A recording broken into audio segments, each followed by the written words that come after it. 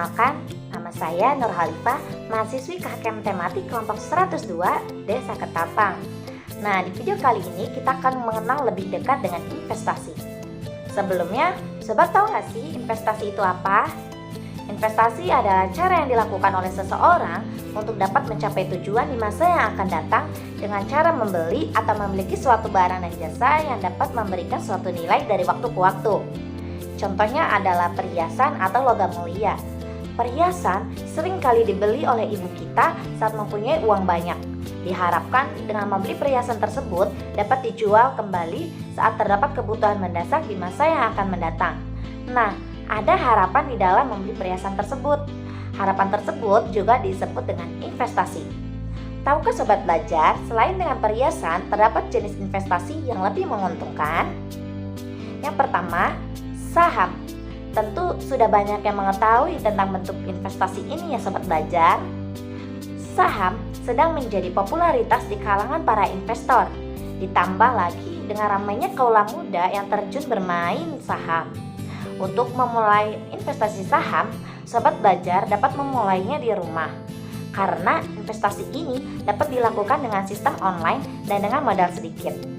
Dengan menjadi pemegang saham di satu perusahaan yang terdaftar pada Bursa Efek Indonesia, sobat berhak mendapatkan hak atas dividen yang besarnya sesuai dengan jumlah saham yang sobat miliki. Yang kedua, reksadana. Reksadana ini cocok untuk kalian yang baru terjun dalam dunia investasi. Karena investasi jenis ini anti ribet dan termasuk investasi yang paling mudah. Sobat hanya cukup buka akun reksadana, memilih akun reksadana, dan beli. Setelah itu, manajer investasi akan bantu mengelola keuangan sobat loh. Nah, yang perlu dilakukan adalah memilih manajer investasi yang tepat. Untuk kamu yang baru memulai berinvestasi di reksadana, sebaiknya mengikuti komunitas reksadana untuk bisa memilih manajer investasi yang tepat untuk sobat belajar. Yang ketiga adalah P2P lending. P2P lending adalah gebrakan baru akibat dari semakin berkembangnya investasi yang dilakukan secara digital. Investasi ini cocok untuk sobat yang memiliki modal dan tidak tahu disalurkan kemana. Nah, biasanya pemilik modal dan pengusaha difasilitasi oleh bank untuk proses investasi dan permodalan. P2P lending akan mempertemukan langsung investor dan peminjam online melalui platform online untuk bernegosiasi lebih lanjut. Jumlah dana yang digunakan untuk investasi awal P2P lending juga sangat bervariasi, mulai dari 100.000 sampai 10 juta. Jadi, sobat dapat menyesuaikan dengan minimum investasinya. Yang keempat adalah deposito berjangka.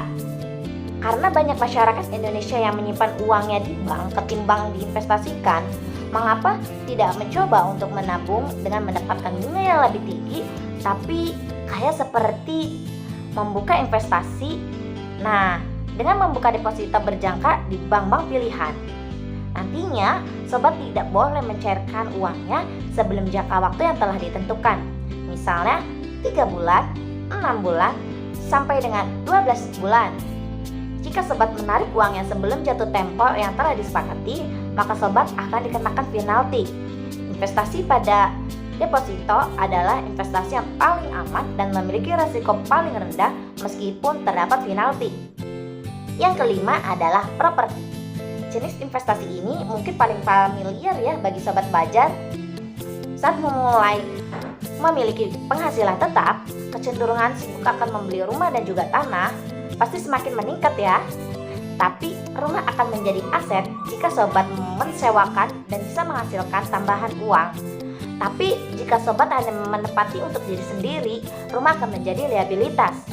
Banyak orang yang sukses dengan membeli tanah atau rumah atau kantor di lokasi strategis. Dengan sistem kredit, lalu ia menyewakan rumah tersebut dengan harga di atas biaya cicilan tersebut. Dengan demikian, penyewa aset akan membayar cicilan aset dan jika setelah lunas, aset tersebut menjadi hak milik sang pemilik. Rumah di lokasi strategis akan naik berkali-kali lipat pada tahun yang akan mendatang. Tetapi, sobat belajar tidak terbebani dengan biaya cicilan. Justru mendapatkan nilai aset yang sangat besar pada saat rumah atau tanah itu dijual. Nah, dari berbagai investasi yang telah disebutkan, mana nih yang sobat belajar minati?